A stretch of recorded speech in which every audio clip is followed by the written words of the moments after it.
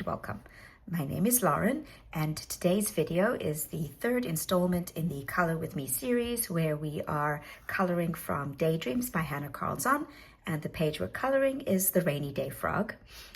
In this video, we're going to be coloring the flowers and the snail, and for that we need the following pencils. We need Blue Poppy from the Castle Arts pastel tint set.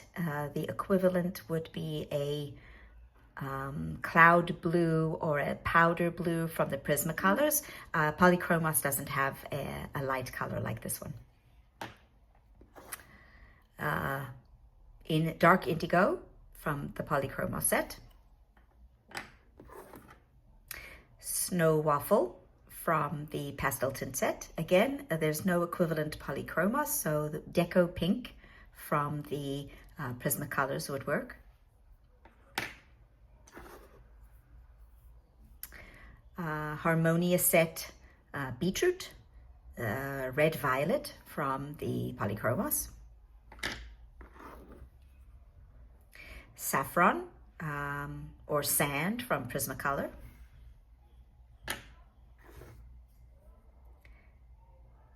Cream Rose or Beige Sienna from Prismacolor.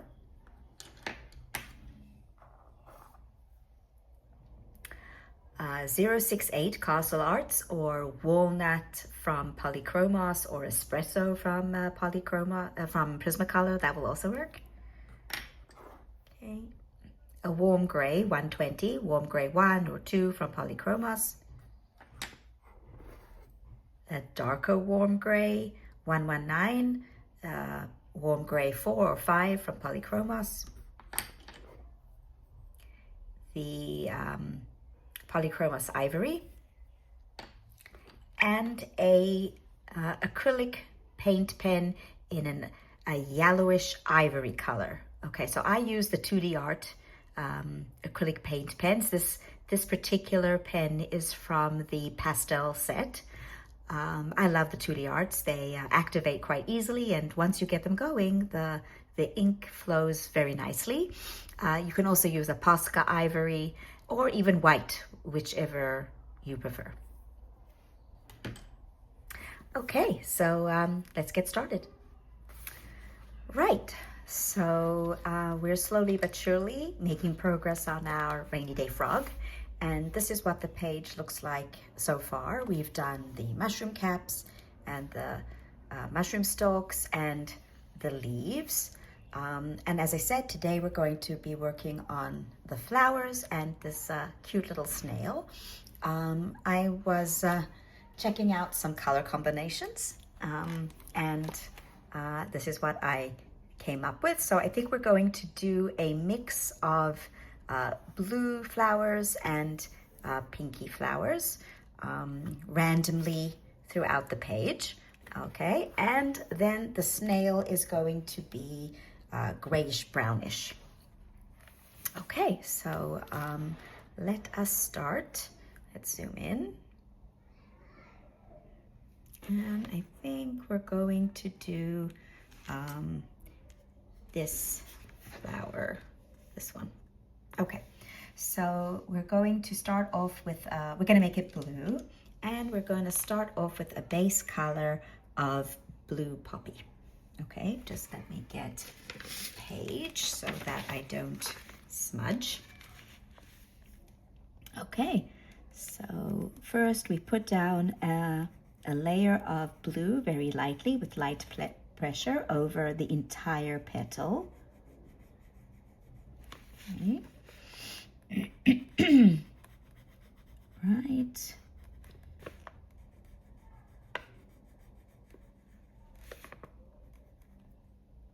Okay.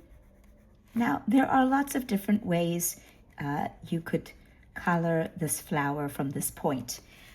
You could start from the center with the next color, the next darkest color, which is going to be indigo, and flick upwards, okay? Or you could instead put the darker color at the top, and so that the center of the flower would be the highlight. I am going to put the highlight on the top of each petal. So we're going to use the next color, which is dark indigo, and from the center of the flower, we just flick upward. Okay, you can start out darker or with harder pressure in the center and then lighten up your pressure as you go up. Now you can also put a little bit of color on each side of the petal to frame it. Okay, here we're going to add a bit more color in the center because there's a shadow being cast by these stamen. Okay, right, and it's up to you to decide how much color you want to put down on each petal. I like to use flicking motions when I'm coloring my petal. If you do that, then you get the whitish stripes remaining, which gives it a little bit more texture. Okay.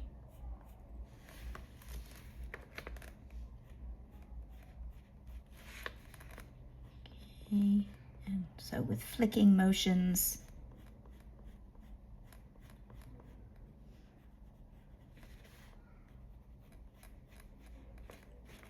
okay,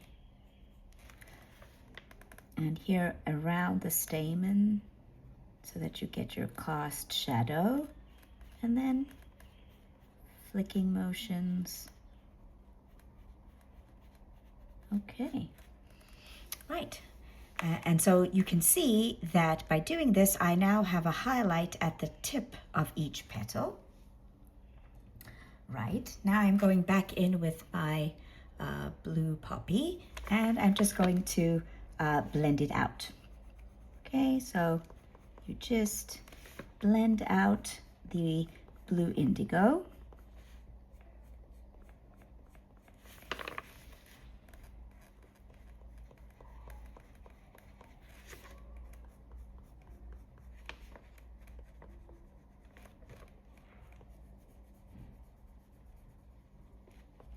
Okay, and if you want to go back in with the dark indigo, just at the center to make it a bit darker.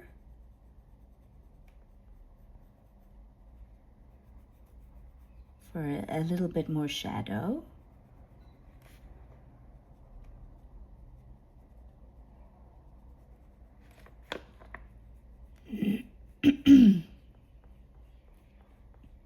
Right, so more shadow here and here. Okay, right. If you like that, you can keep it this way, but I have found that adding a stroke of purple or two to each one of these leaves gives it a little bit more character. So yes, you can give it a flick, perhaps one or two, and then it gives the flower a bit more character. And not only that, because we've used the beetroot in the mushroom caps, it sort of links between the two elements on the page. Okay, so you get that. Okay, and then we take our Thule Art acrylic paint pen. Okay, I hope I've activated this one. Oh, not yet. Okay, so I'm just going to go off camera and activate this particular pen, and I'll be right back. Okay, so I'm back and I've activated the pen, and it activated quite quickly. So now what I do is with the acrylic pen, I am going to flick in the stamens and color in these little dots. Okay, as I said, you could do this with white. You could even do it with a darker yellow if you have a darker yellow, but I find that this ivory colored acrylic paint pen does a fantastic job. You could also put little dots if you want to add more character to a little bit of whimsy.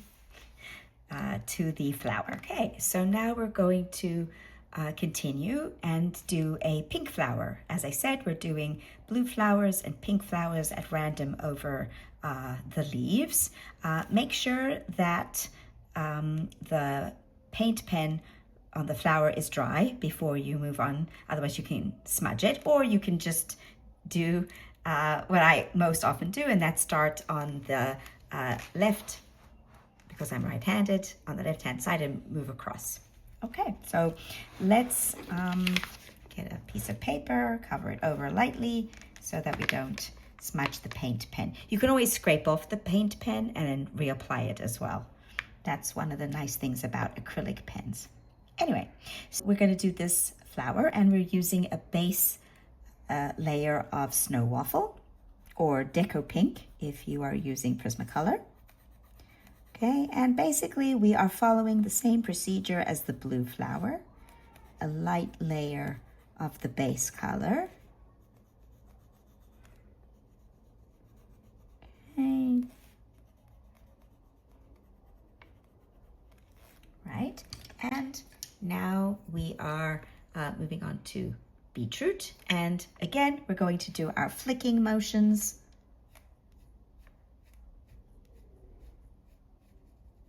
Okay, a bit darker here in the center.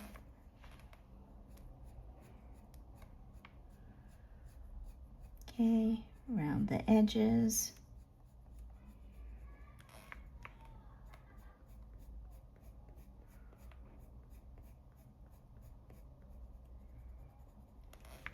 Okay, darker around the stamen, because it again puts a cast shadow on the petal. Flicking. Okay. It doesn't have to be exact. The lines can be a little bit crooked. It gives it all character.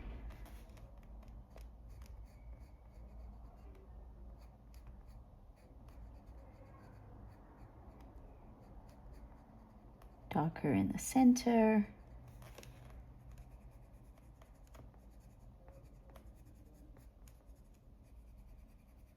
Okay, and now I go back in with Snow Waffle, blend it out, leaving my highlight at the tip.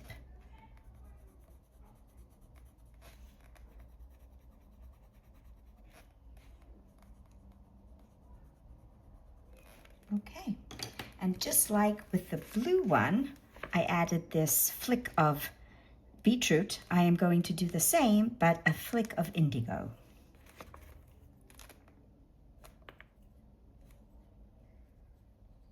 And make the center even a bit darker.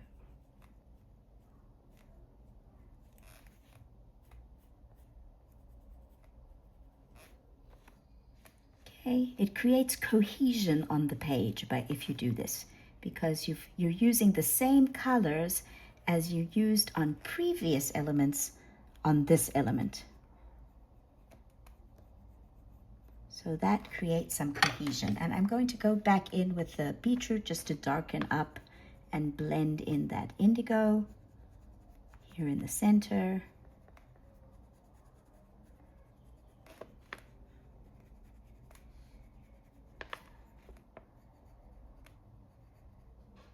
Okay, and again with my Tule Art paint pen, ivory or white, whichever color you have on hand, you can put in the dots and the stamen and some cute little dots. Okay.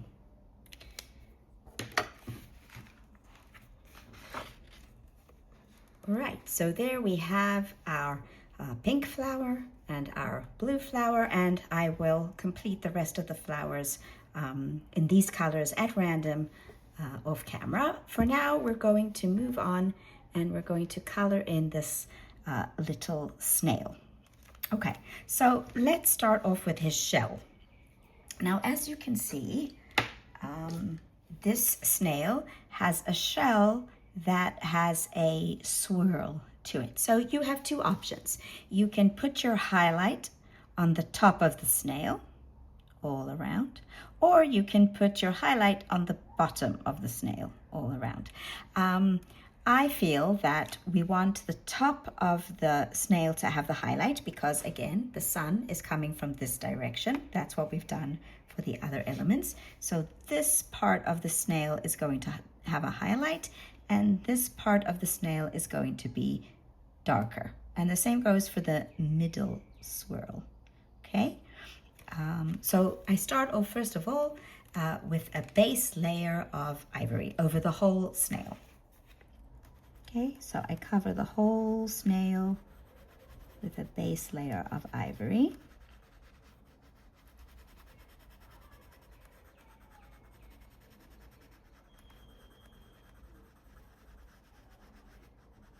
Okay, right.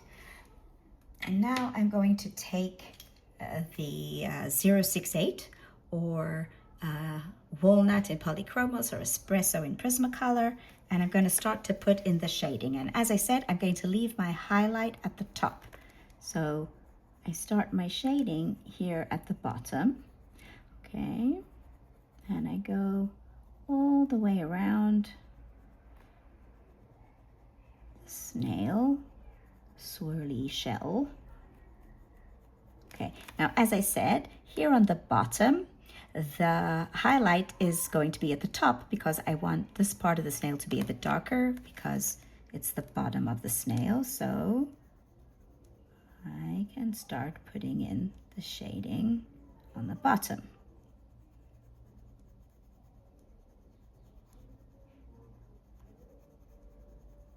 Okay. Should be good. Again, because the highlight is going to come from there. Okay, and then this swirly bit is going to be darker because it's inside. And this part is highlighted, and this part is more in shadow. Right.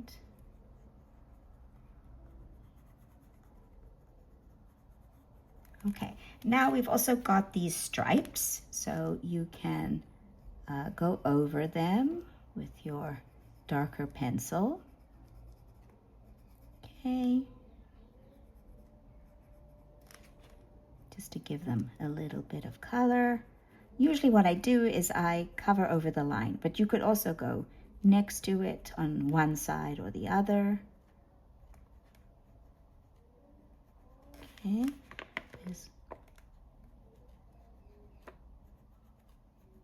Okay, make my shadow darker.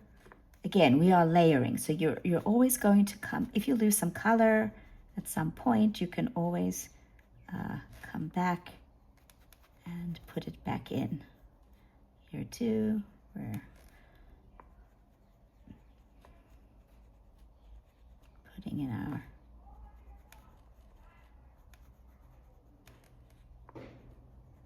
shadow part because the top is where our highlight is.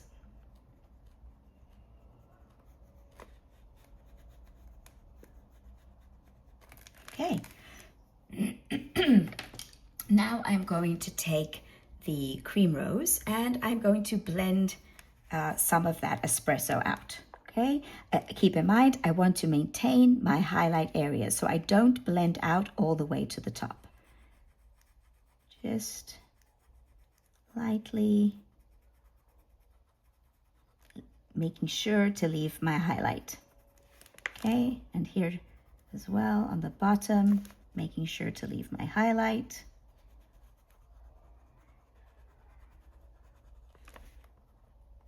Here as well.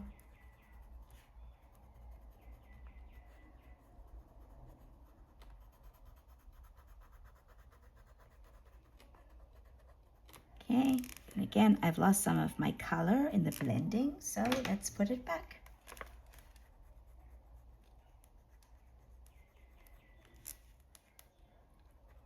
Okay, now I can use slightly harder pressure because I'm putting in the shadow.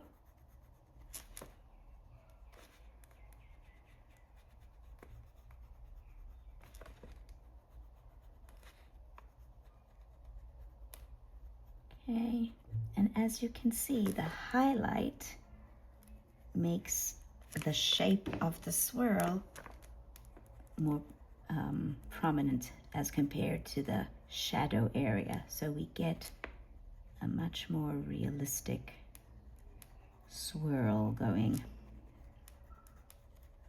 Okay. Right. Now I take ivory, okay, and I once again blend the cream rose and the espresso together.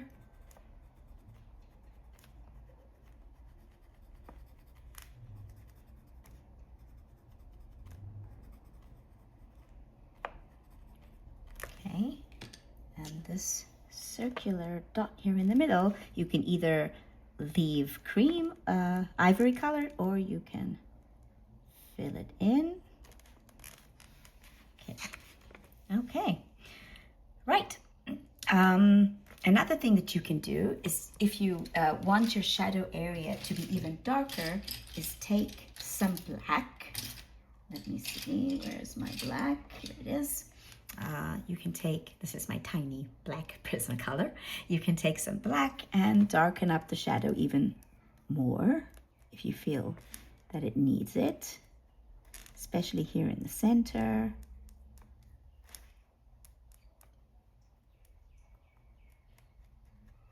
Okay, and then blend out the black again with the 068 or walnut or espresso.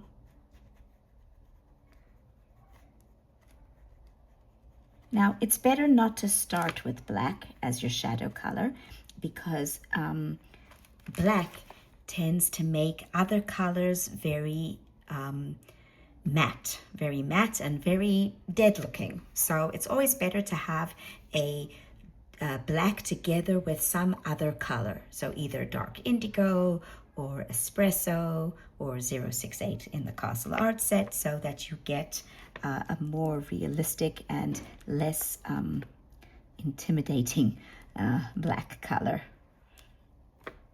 Black is a difficult color to work with. It can start to overwhelm the picture. Okay, so there we go. We have our snail shell. Now we're going to do the snail's body. And for that, I am going to use the warm gray. So it's 120 in the Castle Art set. I think we need a bit of a sharpen. Okay, right. And again, I'm going to go over the entire snail, leaving a highlight at the top. So we go over his little face. Okay, and here, where his body meets the shell, a little bit darker, so a bit more pressure. And here too, because the shell is casting a shadow onto the body of the snail. Okay. And now we're taking our darker gray, 119, and we're making the shadow area a bit darker. So here at the bottom of the snail, and where the body of the snail meets the shell. Here too, where the body meets the shell, and at the bottom. Okay, now we're going to take ivory and we're going to blend them together.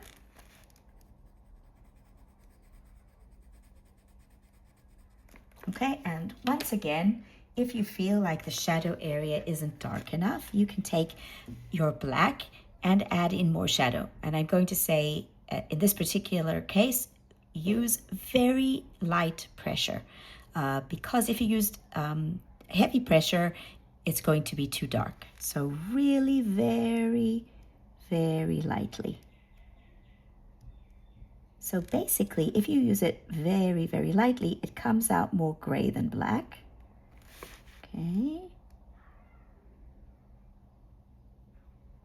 Right, and again, we are going to blend it out. I'm blending it out with the 120.